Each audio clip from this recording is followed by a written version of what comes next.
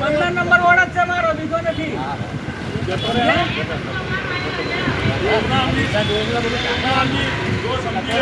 હું કોઈનાથી નથી પીતો. ભાઈ, હું એ શબ્દ બોલે છે ને, તું કહું છું જતો રહે. જે હું બધું કોઈનાથી નથી લીધું. અમારા વોર્ડના કાઉન્સિલરે મને લાફો મારી દીધો, કારણ કે મેં એમને રજૂઆત કરી કે અમારી સામે ભાઈ તળા છે, એમાં કચરો બહુ ભરાઈ ગયેલો છે. કચરાની અંદર દર ચોમાસે એ કચરો બધો પાણી ભરાય એટલે ઉભરાઈને બહાર આવીને અમારા ઘરો સુધી આવે છે. અમારે સામે મેદાન છે, એમાં પુષ્કળ કચરો છે.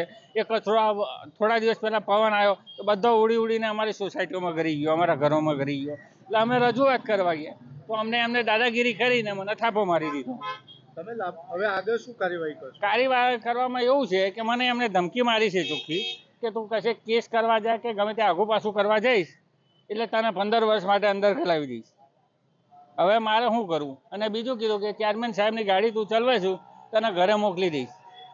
અને ચેરમેન સાહેબને આપણે રજૂઆત કરી તે ચેરમેન સાહેબને એ ભાઈએ એવું કીધું કે તમે આને ઘરે મોકલી દો, આના નહીં જોઈએ, બીજો ડ્રાઈવર બોલાવી લો, આવી બધી વાતો કરી. આ આશીષ કરીને છે અમારા કાઉન્સિલર, અમારા વોર્ડના કાઉન્સિલર આશીષ કરીને. આશીષભાઈ, તમે સ્થાયી સમિતિના અધ્યક્ષના ડ્રાઈવરને લાફો માર્યો છે, શું છે સમગ્ર વિગત? સ્થાયી સમિતિના અધ્યક્ષના ડ્રાઈવરને લાફો માર્યો ત્યારે સુધી એ અમે જાણતા જ નહોતા કે આ ડ્રાઈવર છે અને સ્થાયી સમિતિના અધ્યક્ષનો ડ્રાઈવર છે.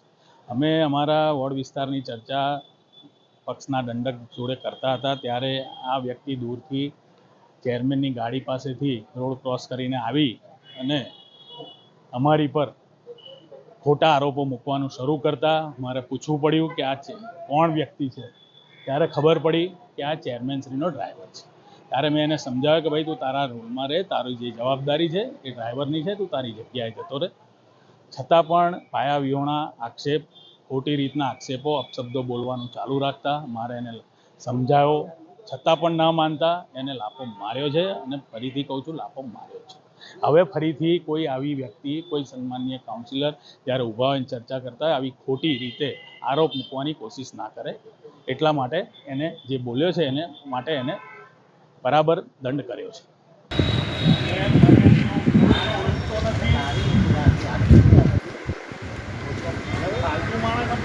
એનો મતલબ એ જ છે કે તમારા વોર્ડવાળાને તમારે તમને કશું કહે બી નહીં, તમે થાપો મારીને જીવડાવી દો. પણ સાહેબ મને હું એ વોર્ડનો છું, 15 નંબર વોર્ડ જ છે મારો, બીજો નથી.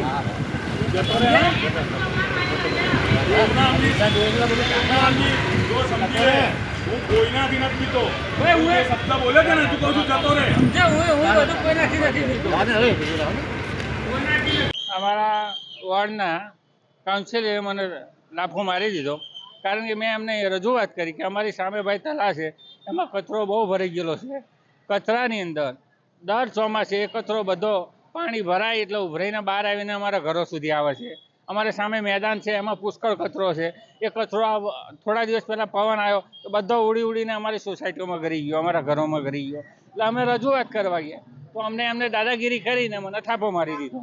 તમે હવે આગળ શું કાર્યવાહી કરશો? કાર્યવાહી કરવામાં એવું છે કે મને એમને ધમકી મારી છે ચોખ્ખી કે તું કશે કેસ કરવા જાય કે ગમે ત્યાં આગું પાછું કરવા જઈશ એટલે તને 15 વર્ષ માટે અંદર ખલાવી દઈશ. હવે મારે શું કરવું? અને બીજું કીધું કે ચેરમેન સાહેબની ગાડી તું ચલાવે છું, તને ઘરે મોકલી દઈશ. અને ચેરમેન સાહેબને આપણે રજૂઆત કરી તે ચેરમેન સાહેબને એ ભાઈએ એવું કીધું કે તમે આને ઘરે મોકલી દો, આના નહીં જોઈએ, બીજો ડ્રાઈવર બોલાવી લો, આવી બધી વાતો કરી.